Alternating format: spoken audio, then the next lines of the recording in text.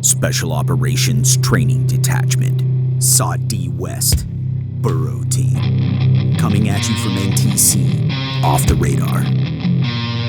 This is Off the Radar. I'm Captain Weston Rich, an observer coach trainer for the Green Berets at the National Training Center.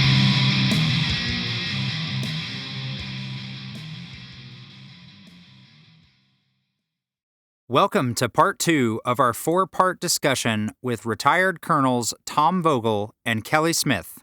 If you haven't listened to the first part, I highly recommend you do. Tom and Kelly share their personal experiences in the Army from pre-9/11 to the tail end of the global war on terror. They also lay out some recommendations for AOBs and any soft training unit to consider prior to coming to a combat training center. In this episode, we will discuss mission command during large-scale combat operations, the AOB staff process to reduce ambiguity, and how authorities and permissions could look in large-scale combat operations. No matter who you are in the formation, you have to have a curiosity in this large-scale combat operations. But maybe it's a little bit different, you know.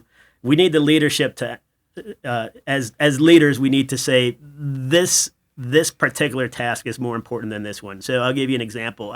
At least as I was growing up in a special prioritization. Well, as I was growing up in an A team, you know, the ultimate capability is being good with your 9mm. You know, the 9mm lent itself. It's a hard weapon to shoot. It lent itself to shooting a rifle well, even a sniper rifle. That doesn't matter, I think, in large-scale combat operations. You know, the much greater emphasis is how to use your anti-armor and your field artillery assets.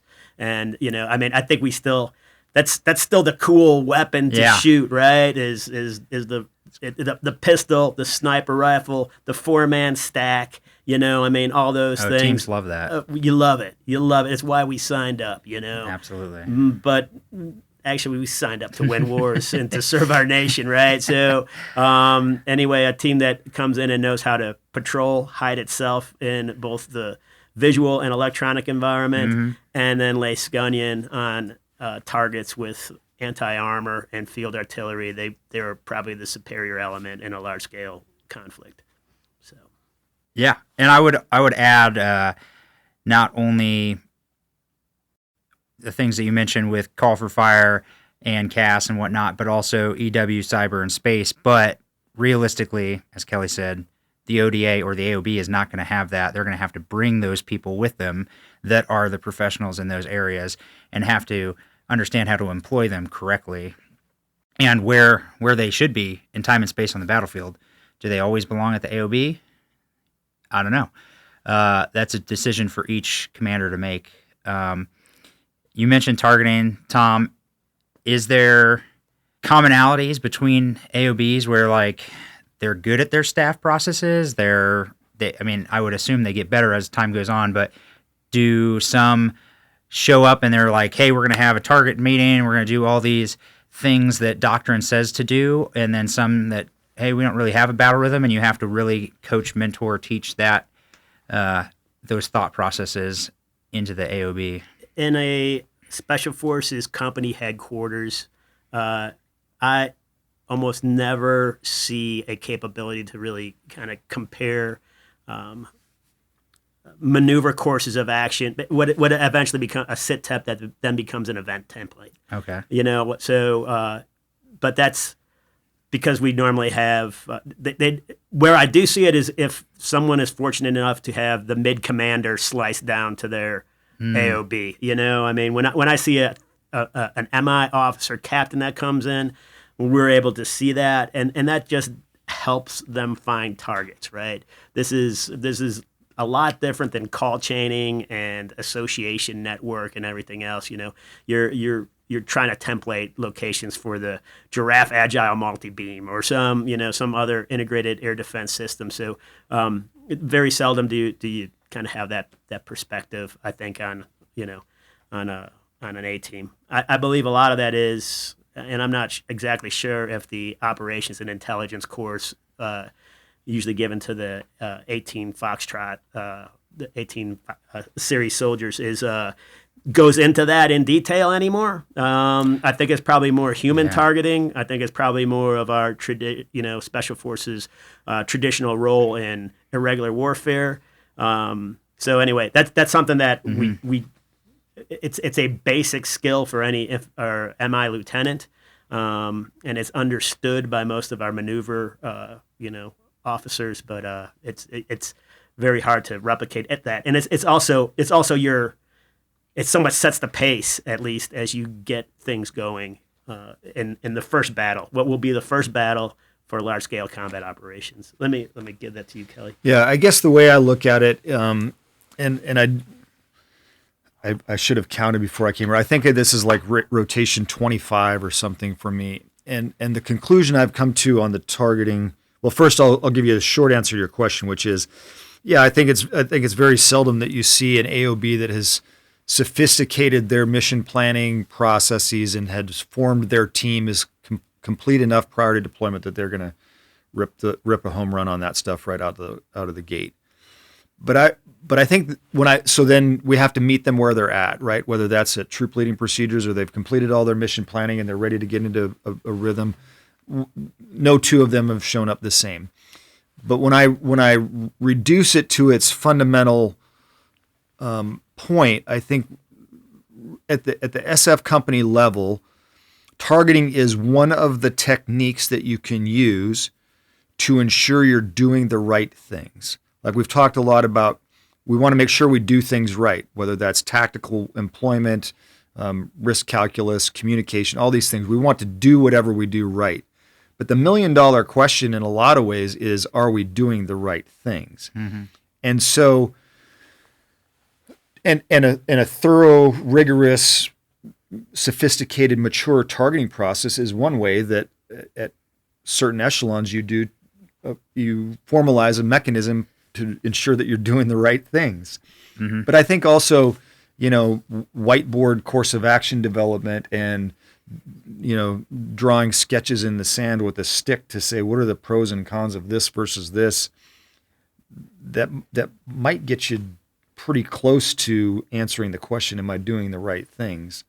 And that's in my mind is the much more important thing is, if I went through a pretty sophisticated, I'm doing air quotes for the people that are listening to this, but textbook targeting process, but it really doesn't substantively help me orient the employment of the forces that I have to the most return on investment operations, that I might be missing the mark. Mm-hmm.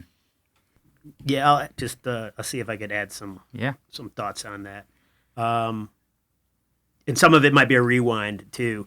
So in terms of targeting, some of the if you don't have the skill set necessarily to go through this disciplined, rigorous process, and maybe that's not that valuable itself. One of the ones I saw that worked ultimately you get into a named area of interest, so you could have a team look at a area to good effect. I think that's part of what we would do out here. It might actually be helpful to come back to and say, what does Special Forces do in this large-scale combat operations? But to answer that question, I think what we do in here is really in support of, at least for the first battle, maintain our fundamentals, which are we're warriors using partnered forces in irregular warfare, and we are supporting, I believe it should be division or corps in servicing their high payoff targets. What makes us irregular warfare is we're using this partnered force, and we are far beyond the support capabilities, traditional support capabilities of a brigade or a division. So those are some of the things that make us different. So if that's what we're doing is targeting high payoff targets.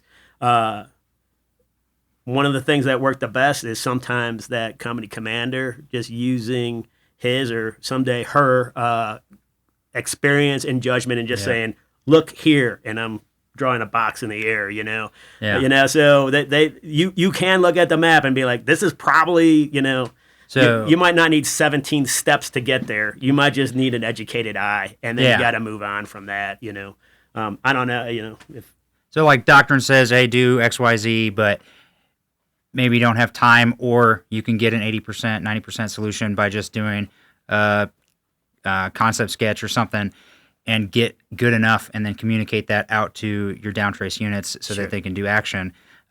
With that, I know I've heard you say in the past, Kelly, that special forces might have to get used to, or RSOF in general might have to get used to more centralized kind of leadership or just sure. In LISCO, in large scale combat, it's going to be more centralized. There's going to have to be breaks on it so that they don't cross the threshold of violence, or they don't go do something that interrupts somebody else's convergence window. But like, what do those conversations look like in a rotation where you're mentoring the AOB leadership and you talk about authorities, or you talk about top down versus bottom up targeting or missions? Yeah, I think we kind of answered it earlier when we were having the conversation about, knowledge of how a brigade combat team operates and what experience set is in the thing. The implication there, of course, is that we're trying to do our operations in support of that other partner, whether it's a joint partner or, in the case here, most often a brigade combat team or a division.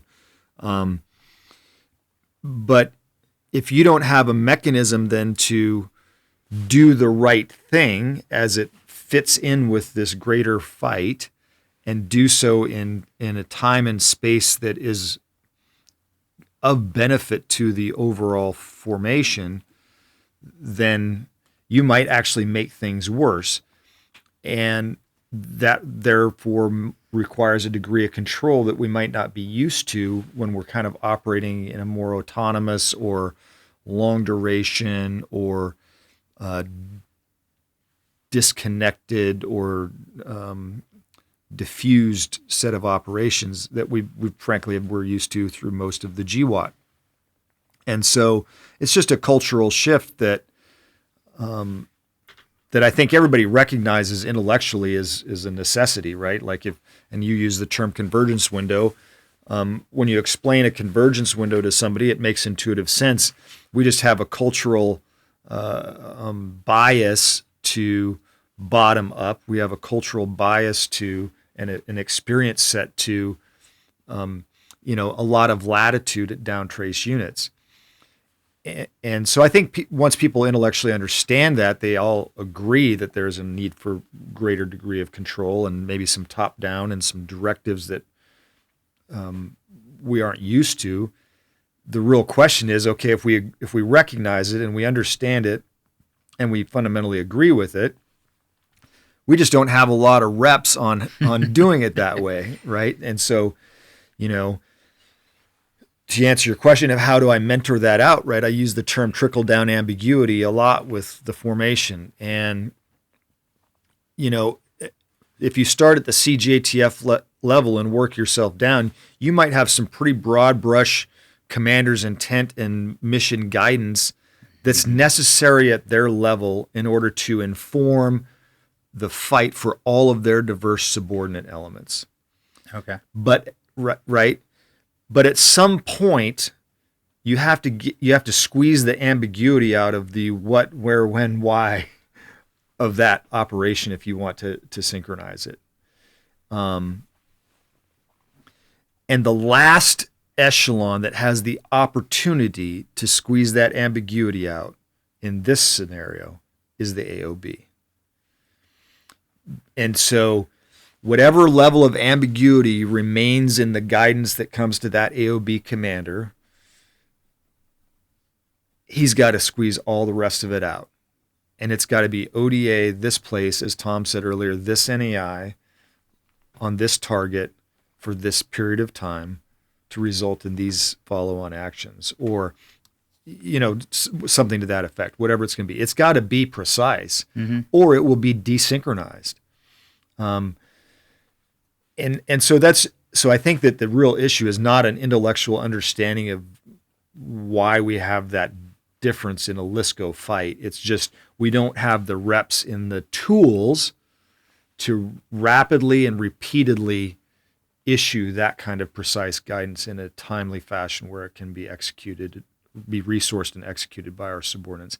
And it's just the nature of the beast that the headquarters that is least capable in terms of experience and manpower is the one that is most required to do that.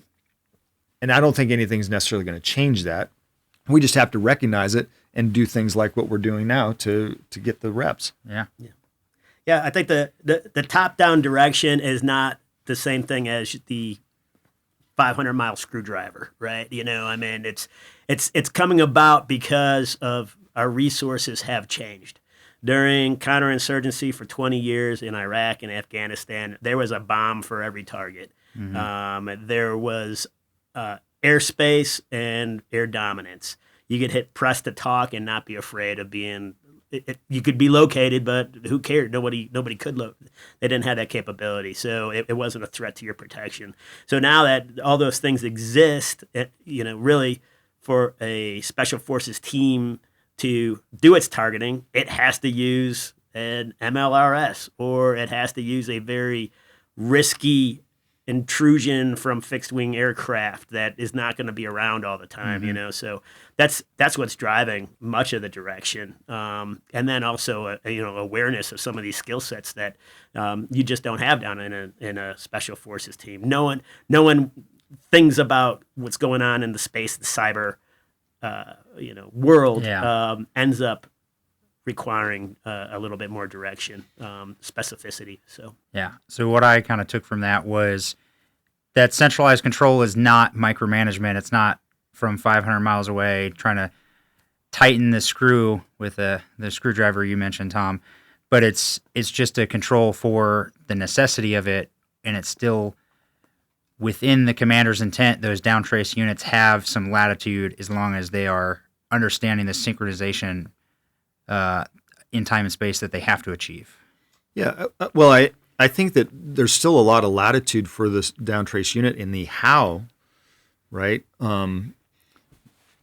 But the rest of the equation, maybe not. And I think it's also, this ties back into earlier my point and why I'm so fixated oftentimes on this. We're not in a rip TOA culture, right? So when you look at the scenario as we do large-scale combat operations, especially the theater opening aspect of it, the resource, there's two things that jump right out at you. One is the certainty of, or the stability, what I call the stability of the battlefield is highly dynamic, right? I'll give you an example from the exercise we're in right now. In the mission planning, they built a casualty evacuation and casualty treatment PACE plan. Of course they did. The Roll 2 got beat up yesterday. Yeah. A whole bunch of casualties. Roll 2 is not viable anymore. So what was your med plan yesterday when you went to bed is not your med plan today when you get up. And then the resource piece that Tom talks about, right? There was a bomb for every target, but not if every one of those rockets we put off the rails came in on one of the very few gray tails that exist, and the rest of them aren't coming until the boat makes it all the way across the ocean. Yeah. And so if you want to be judicious with the limited resources you will inevitably have at the beginning of a conflict like this, before you get into some kind of rip TOA, steady state, long duration, we're spending $1 trillion campaign, then we have to be cognizant of that and say, hey, how do we manage these resources? We converge them for purpose, and in order to do that, we have to have some control. Yeah. So with that potential, or the potential for more centralized control, do you think that some authorities will be more tightened up about, hey, when you're going to go call for fire, when you're going to do DA, etc. But do you think that PSYOP, for example, might have more leeway in large-scale conflict where their authorities get dropped to a lower echelon so that they can message faster? Or do you think that is going to be something that looks like what it looked like in the global war on terror? No, well, and I would even expand it beyond the global war on terror and just say in normal competition or normal theater soft campaigns, And we may have talked about this before separately back at the Borough building, because I've had the conversation. I think that there's going to be a risk acceptance calculus that occurs starting all the way from the theater commander on down. And what my expectation is, or my prediction is, that there will be some balancing. And so when you get in a circumstance where we may inevitably have much higher casualty rates on the friendly side than we're used to, we might have damage to civilian infrastructure and disruption to the civil population that we're not used to. When we put target engagement authority at a lower level, whether that be for indirect fire or for ordnance from aircraft or our own organic direct fire weapon systems, which we see in LSCO as a necessity, right? You have to push those risk downs to tactical commanders. I think it makes intuitive sense that the risk tolerance for psychological operations will also push down. And, the idea that an 04 SF company commander has the authority to, without asking any permission, put a javelin into a target or clear fires for artillery, but has to go back multiple echelons in order to send an SMS message on his organic non-lethal weapon system. I don't think that's going to be the case. I think all of those risks will ebb and flow together in some kind of balanced fashion based on the nature of the fight as set all the way from the theater on down. Yeah, I agree. What's changed is, this is probably I don't know of a better way to put it, and I've used it this way a few times. Large scale combat operations is a Title 10 environment. I mean, one might say counterinsurgency. I don't know if I'm saying that right, but whereas when we wanted the government of Iraq or the government of Afghanistan to take over, of course, there's more considerations. But it's an interesting question, as we might become more prescribed in terms of how we do kinetics, but less prescribed in terms of the information environment. I don't know if that's I don't know if we're comparing the same things in that particular stance, but what's changed is we're while still being very concerned about fighting the American way of war and doing so responsibly, doing so inside the rules of warfare, collateral damage might be more acceptable as we go into, and also unavoidable as we go into the type of warfare we might see in the future. I think, as we see the violence, I think of Russia's attack into Ukraine and their use of indirect fires, whereas the king of battle was almost taken off the battlefield for 20 years, because we couldn't fire artillery that was not precise. So by necessity, it's back. Thanks for listening to this episode about mission command, staff processes, and reducing ambiguity at the AOB level. Next time, you will hear us discuss mentoring the AOB on forecasting and visualizing the battlefield, and recommendations for communications in contested and denied environments. Thank you for listening to Off the Radar, where RSOF prepares for conflict. Like, subscribe, and share on your listening platform.